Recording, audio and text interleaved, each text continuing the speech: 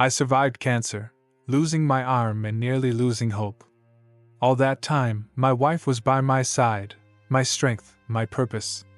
And then I found out that while I was dying, she was living another life, without me. I'm Ethan, 54 years old, and I've been married to my wife, Lila, for 27 years. We met in our late 20s at a community theater group in Portland, Oregon, where we bonded over late-night rehearsals and shared dreams of a quiet life together.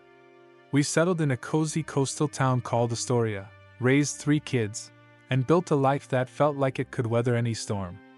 But 3 years ago, a storm hit me, lymphoma, aggressive and unrelenting. It ravaged my body, and after months of grueling treatment, I lost my right arm to a rare complication. Now I navigate the world with a prosthetic, a constant reminder of how fragile life can be. Recovery was hell. Chemotherapy drained me, leaving me a shadow of the man I used to be. Lila and I, once so close, drifted in the bedroom. Intimacy became a ghost. When we tried, it felt like a chore. I could see the disappointment in her eyes, though she never said it outright. I didn't blame her. I barely recognized myself. But the distance grew, a quiet ache we both ignored. About a year into my recovery, new neighbors arrived in our little seaside neighborhood. They weren't right next door, but close enough to cross paths at the local market or the driftwood-strewn beach. Their names were Nora and Julian, mid-40s, no kids, with an easy charm that drew people in. They'd moved to Astoria from Seattle because Julian's mother, who lived in a nearby assisted living facility, needed more support.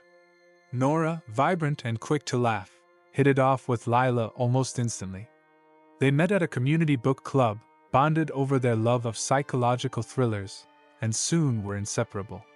Weekends found them at Nora's airy beachfront cottage, sipping wine, dissecting novels, or strolling the boardwalk. I got to know Julian too, not as closely, but we'd grab a beer at the Piers Dive Bar or watch a Mariners game when the mood struck. He was a good guy, solid, the kind you'd trust to borrow your tools and return them. Lila and Nora's friendship seemed like a lifeline. With my health still shaky, I was grateful Lila had someone to lean on. Early on, I joined them once at Nora's place, cramped with bookshelves, the air thick with sage and coffee. We laughed, swapped stories, and I felt a flicker of the old Ethan, the one who could keep up. But as my recovery dragged on, I stopped going. My energy was sapped, and besides, Lila seemed happier without me hovering. She'd come home glowing, her laughter lighter than it had been in years. I chalked it up to friendship, to Nora breathing life back into her. But deep down, a nagging unease started to grow. Our intimacy, already battered, crumbled further. I tried to initiate, but it was like reaching through fog. Lila would go through the motions, but her heart wasn't in it. I'd lie awake afterward, staring at the ceiling, wondering if I'd ever be enough again. Meanwhile, Lila's time with Nora only increased. Weekends stretched into late nights. She texted me vague updates. Lost track of time, be home soon. I didn't push. I trusted her. Or maybe I was just too tired to question it. To keep my health from spiraling, I started walking Astoria's hilly streets. The prosthetic made it tough, every step a reminder of what I'd lost, but I needed to move. One Saturday, about 6 months ago, I set out for my usual loop, down to the Columbia River, past the old cannery ruins, then back through the Victorian-lined streets. It was a crisp fall day, the kind where the air smells of salt and pine. I was gone maybe an hour and a half. When I got home, the house was empty. No surprise, Lila was probably at Nora's. Julian often spent weekends at his mom's facility, helping with her care, so I figured the women were deep in one of their marathon chats. I sank into the couch, my stump aching, and checked my phone. A text from Julian popped up, timestamp 10 minutes ago. Ethan, you around? Need to talk. Urgent. My stomach twisted. Julian wasn't the type to send cryptic messages. I called him, but it went to voicemail. Another text came through. Check your email. I sent you something. I'm sorry. Dread coiled in my chest as I opened my laptop. Julian's email was short, just a link to a cloud drive and a single line. I didn't know how to tell you. I clicked the link, and a video file downloaded. It was grainy, clearly from a security camera, timestamped that morning. The angle showed Nora and Julian's bedroom, sparse, with a driftwood headboard and a window overlooking the dunes. I recognized it from a house tour Nora had given us. My breath caught as two figures appeared on the bed. Lila, her dark hair unmistakable, was tangled with Nora. Their hands moved with a desperate intimacy, a rhythm that spoke of familiarity. They weren't just friends. They hadn't been for a while. I sat there, frozen, the video looping silently. My mind raced. How long? When did it start? Was it my fault, my illness, my absence? The prosthetic felt heavier, a dead weight dragging me down. I heard the front door open, Lila's voice calling out, cheerful as ever. Ethan? You back? She was in the kitchen now, humming, the clatter of pots signaling dinner prep. She'd showered somewhere. Her hair was damp, her skin flushed. I closed the laptop, my hands shaking. The betrayal cut deeper than the cancer ever did. Lila wasn't just my wife. She was my anchor, the one who'd held my hand through biopsies and surgeries. But watching that video, I saw a stranger. Part of me wanted to storm downstairs, confront her, demand answers. Had she turned to Nora because I couldn't be the man she needed? Or was this always in her, waiting for the right spark? Another part of me, the part worn thin by pain and loss, wondered if I'd pushed her away, my silence, my withdrawal, my broken body. I stayed upstairs, the video burned into my mind. Lila called me down for dinner, her voice warm, oblivious. I didn't go. I couldn't face her, not yet. Julian texted again. I'm here if you need to talk. I'm gutted too. He was hurting, betrayed just like me. But his pain didn't lessen mine. I thought of our kids, now grown and scattered across the country, oblivious to the fracture in their parents' world. I thought of the life we'd built, the promises we'd made. Were they all lies? As the evening wore on, I made a choice. I wouldn't confront Lila tonight. Not in anger, not when I was still reeling.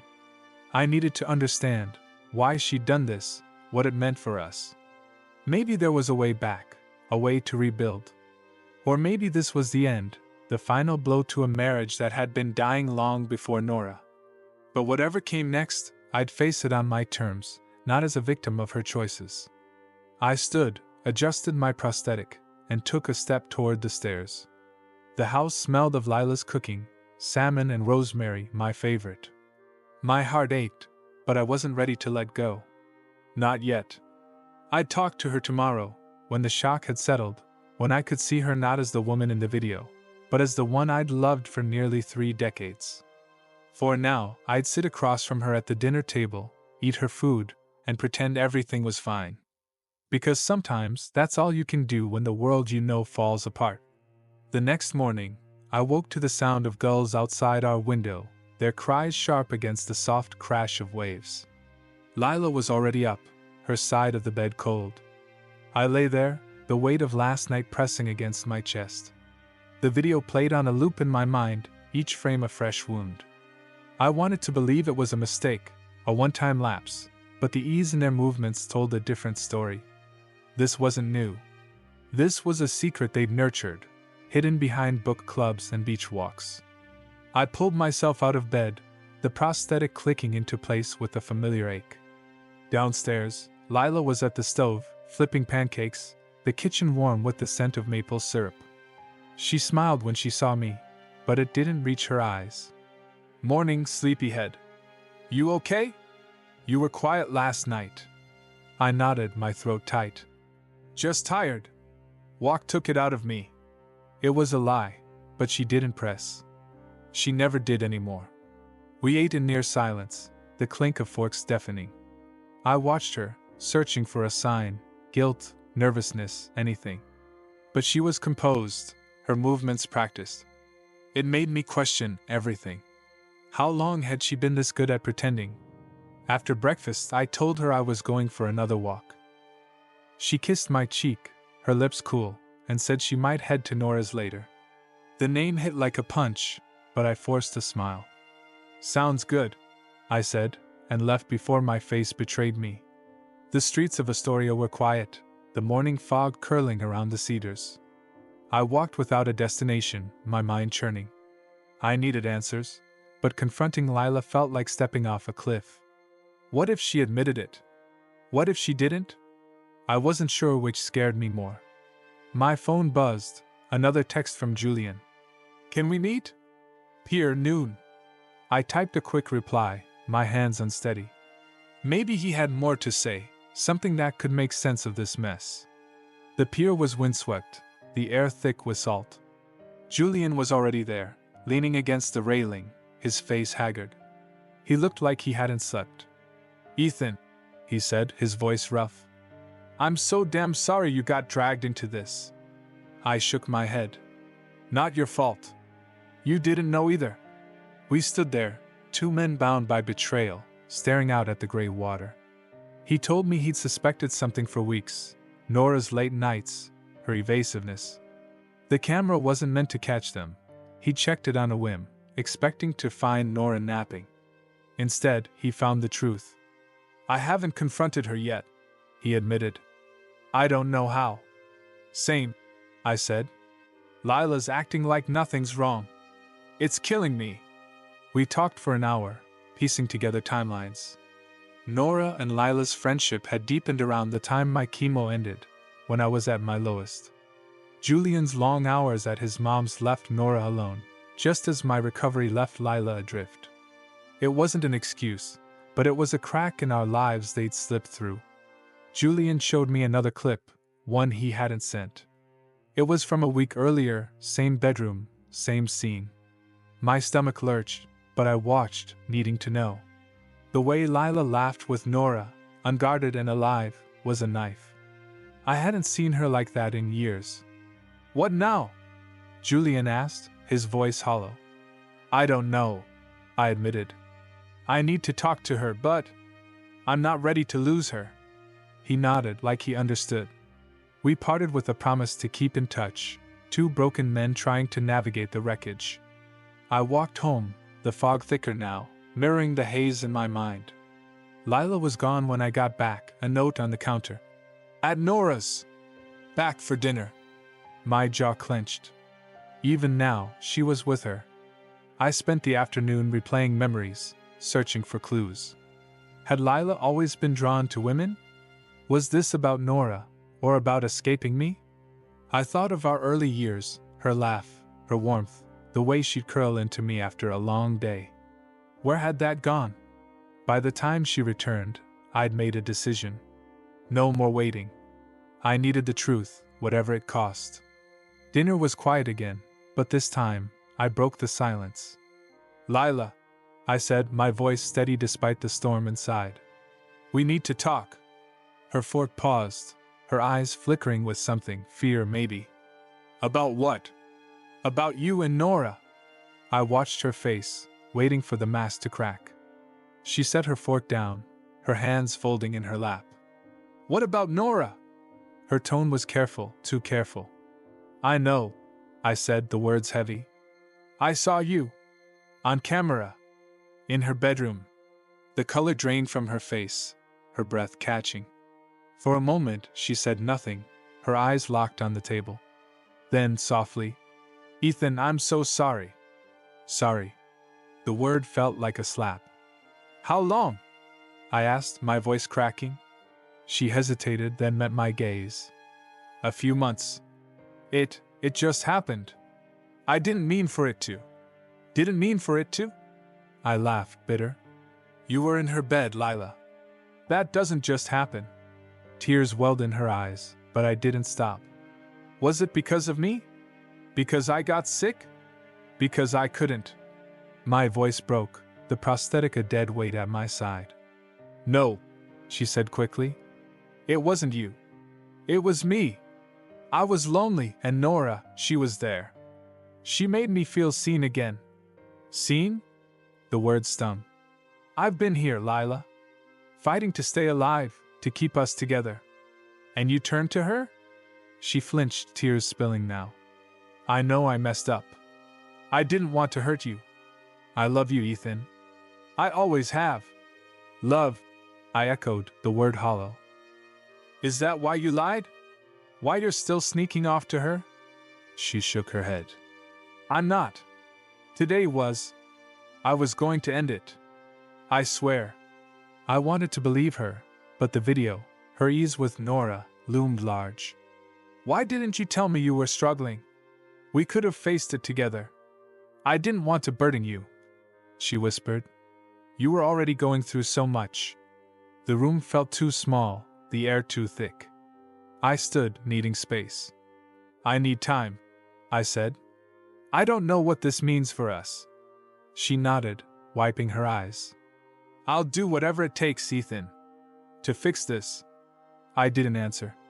I walked upstairs, the prosthetic heavier with each step. That night, I slept in the guest room, the silence deafening. Over the next few days, Lila tried, small gestures, honest talks. She cut contact with Nora, or so she said. Julian confirmed Nora was moving out, their marriage in tatters. But trust, once broken, doesn't mend easily. Weeks passed, and we tiptoed around each other, trying to rebuild. I saw a therapist, someone to help me untangle the anger and grief. Lila went too, separately, then together. It was slow, painful work. Some days I saw the woman I'd married, others, I saw the stranger from the video. I didn't know if we'd make it, but I knew I wasn't ready to give up. Months later, we were still in therapy, still navigating the wreckage. Lila was trying, really trying. She'd stopped going to the book club, avoided the boardwalk where she and Nora used to walk. She left her phone unlocked, her life an open book, as if to prove she had nothing to hide. But the scars remained. Every time she smiled, I wondered if it was real. Every time we touched, I braced for the ghost of Nora. One evening, we sat on our porch, the Pacific stretching out before us, a bruised purple under the setting sun. Lila hadn't touched her wine. Her hands were clasped tight, like she was holding herself together. Ethan, she said, her voice barely above the waves. I know I broke us. I know I don't deserve you staying. But I need to know, can you ever forgive me? I looked at her, really looked. The lines around her eyes were deeper now, carved by guilt and time. I saw the woman who'd stood by me through cancer, who'd laughed with me in our 20s, who'd raised our kids with the fierceness I'd always admired. But I also saw the woman who'd lied, who'd chosen someone else when I needed her most. Forgiveness wasn't a switch I could flip. It was a wound that might never fully heal. I don't know, I said honestly, my voice rough. I want to. I'm trying. But it's not just about forgiving you. It's about trusting you again. She nodded, tears glinting in the fading light. I'll wait, she said. As long as it takes. I didn't respond, but I reached for her hand, her fingers trembling in mine. It wasn't a promise, not yet. But it was a start. We sat there as the stars emerged, the ocean whispering its endless secrets. Our marriage was a house battered by storms, cracked, but still standing. Whether we could rebuild it, only time would tell. The next morning, I woke early, the prosthetic clicking as I dressed. I walked to the beach, the sand cool under my feet. The tide was low, exposing jagged rocks and tidal-pools teeming with life. I stood there, breathing in the salt air, and made a choice. I'd keep trying, not just for Lila, but for me. For the man I was, and the one I still wanted to be. If we fell apart, it wouldn't be because I gave up. And if we made it, it would be because we'd faced the truth, together. I turned back toward home, the horizon glowing with the first light of dawn. Lila was waiting, and for the first time in months, I felt something like hope.